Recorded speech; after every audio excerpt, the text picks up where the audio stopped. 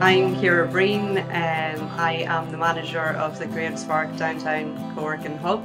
So we've had a few smaller events, but tonight's been the biggest one we've had so far.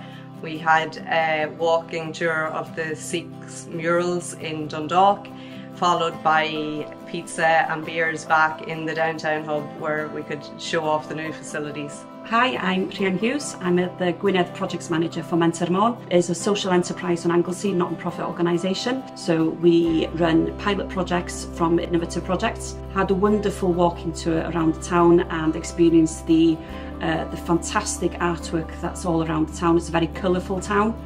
Hi, I'm Anne-Marie Keane. I'm an operations manager with eBay. I've been working remotely for the last 5 years, and we've just had a lovely first meet-up of the Dundalk Grow Remote chapter, and it's fantastic to team up with Grow Remote. We've recently joined the Remote Alliance with some other companies from around Ireland, working together on putting together a remote working playbook that other companies can tap into, hopefully as they grow their remote working footprint as well.